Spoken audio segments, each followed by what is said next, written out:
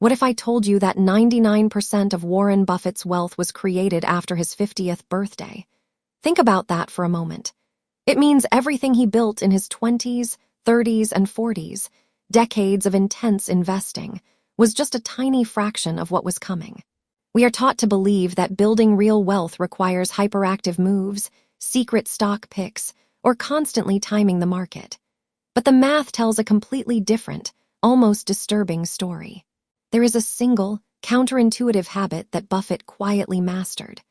A habit that turns ordinary, everyday savings into an unstoppable fortune, while almost everyone else burns out trying to get rich quick. If you miss this one psychological shift, you could work hard for 40 years and still end up on the wrong side of the wealth gap. But once you see how it actually works, you will never look at your money, or your time, the exact same way again. So, what is this hidden habit? And why are most people completely wired to fail at it? To truly understand this, we have to look at a terrifying flaw in human psychology. Our brains are simply not designed to understand compounding. When we think about growth, we think linearly, 1 + 1 = 2, 2 + 1 = 3, it feels predictable, safe, manageable. But money does not grow in a straight line. It grows exponentially, like a snowball rolling down a mountain. In the beginning, it feels painfully slow. You save, you invest, you discipline yourself. And after a full year, you look at your balance, and almost nothing seems to have changed. It feels disappointing, doesn't it? And that is precisely where 95% of people make the fatal mistake that resets their financial clock to zero. They get bored, or impatient, or anxious. They start chasing shiny new opportunities, switching strategies, or frantically trading in and out of the market, trying to speed up the process. But every time you move your money around, you slice off a piece of your future.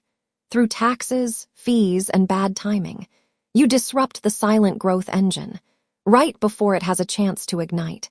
Buffett understood this emotional trap earlier than anyone else. While Wall Street was screaming, buying, and selling every second, he did something that seemed almost insane to outsiders. He sat still, in a quiet room in Omaha, Nebraska, doing practically nothing for days on end. His secret was not working harder than everyone else. His habit was aggressive, radical patience, combined with extreme selectivity. He once compared investing to a game of baseball, but with one massive, unfair advantage: there are no strikes called if you don't swing. You can stand at the plate watching hundreds of pitches go by, day after day, month after year, and nobody can call you out for doing nothing. You only have to wait for that one clear, perfect pitch, right in your sweet spot. But here is the psychological catch that ruins most ordinary investors: sitting on your hands while everyone around you is making quick, noisy profits feels excruciating. Think about how your mind reacts when a neighbor, a friend, or a stranger on the internet brags about making quick money overnight. Panic sets in. FOMO takes over. And suddenly, your slow, proven strategy feels like a failure. You feel the urge to swing at a terrible pitch, just to feel like you are in the game. And that exact moment of psychological weakness is where wealth quietly transfers from the impatient to the patient. When Buffett looks at a single dollar today, he does not see a dollar. He sees what that dollar could become 30, 40, or 50 years into the future. To him, spending $20 on a frivolous item isn't just losing $20. It is sacrificing hundreds of dollars of future freedom. This brings us to a crucial concept that separates ordinary savers from wealthy strategists: the friction of transaction. Every time you buy, sell, trade, or buy something on impulse, you create financial friction. Small fees, unexpected taxes, emotional mistakes. They quietly bleed your long-term returns. Imagine trying to drive a sports car with the parking brake slightly pulled. You might still move forward, but you are destroying the engine and wasting energy every single mile. That is what hyperactive financial behavior does to your savings. It leaves the parking brake on for your entire life.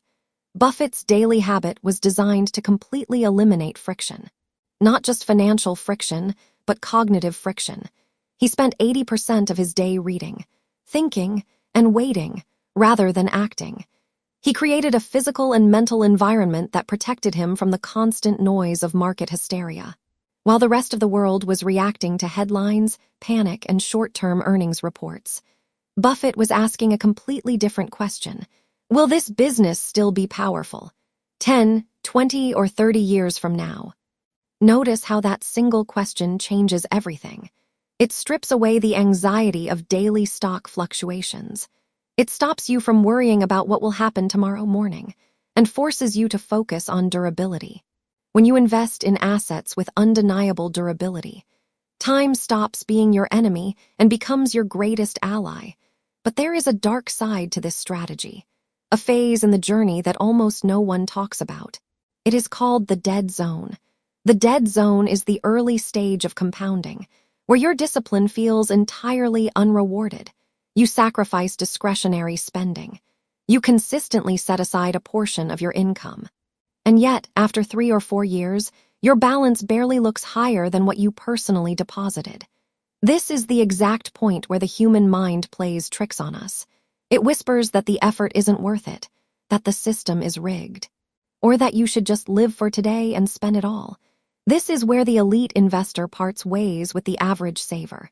The average saver measures success by short-term progress. The elite investor measures success by structural position. They know that under the surface, the dynamic force of compound interest is quietly building momentum, like water slowly heating up beneath a pot. At 99 degrees, nothing appears to be happening. The water looks completely still. But just 1 degree higher, at 100 degrees, it boils, steam is created, power is generated, and an invisible threshold is crossed. Most people quit their financial discipline at 99 degrees, entirely unaware that they were just inches away from the boiling point. So, how did Buffett cross that threshold and stay disciplined for over 7 decades? It wasn't through superhuman willpower. It was through a simple shift in his personal operating system. He stopped trying to beat the market and started trying to outweight it. He realized that the stock market is not a casino designed for active trading. It is a massive, global mechanism designed to redistribute capital from the hyperactive to the hyperpatient. When market crashes happen, and they always do, the average person panics. They see their portfolio shrinking on a screen, and their instinct is to escape the pain, to sell, to cut losses, to run away. But because Buffett had spent years building cash reserves and mastering emotional stillness, he viewed market crashes as extraordinary sales, while everyone else was fleeing the store in fear. He was walking in with a shopping cart, buying world-class businesses at steep discounts. He didn't panic, because he was not focused on the price of the stock today. He was focused on the value of the business tomorrow. Now, ask yourself this. What would happen if you applied this exact mental model to your own savings starting today? You don't need billions of dollars to start. You don't need a degree from an Ivy League school. And you certainly don't need to spend hours watching financial news networks. All you need is the courage to embrace extreme patience in a world obsessed with instant gratification. It starts with automated discipline, setting aside a fixed portion of your income before you ever have the chance to spend it, automatically directing it into durable, broad market assets, and then doing the hardest thing of all, leaving it completely alone. No constant checking, no second guessing. No tweaking your strategy every time the economic weather changes. When you remove yourself from the equation, you allow time to do the heavy lifting for you. Think of your wealth like a delicate piece of land.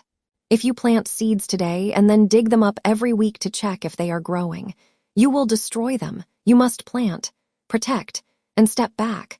The real challenge was never the math of investing. The math is actually astonishingly simple. The real challenge has always been managing your own psychological impulses, your fear, your greed, and your impatience. When you master your emotions, you master your money, and when you master your money, you earn back the ultimate asset that money can buy, total control over your own time. Imagine waking up every day knowing that your financial future is no longer tied to your physical labor, but is driven by an engine that compounds while you sleep, while you travel, while you live your life. That is not a fantasy. It is the mechanical certainty of time value compounding, if you can survive the quiet years without interfering. So, the true question isn't whether this habit works. History has already proven that it does, over and over again. The real question is, do you have the quiet strength to sit still, while the rest of the world runs in circles? Because the path to extraordinary wealth has never been about moving faster. It has always been about refusing to stop, and letting time finish what patience started.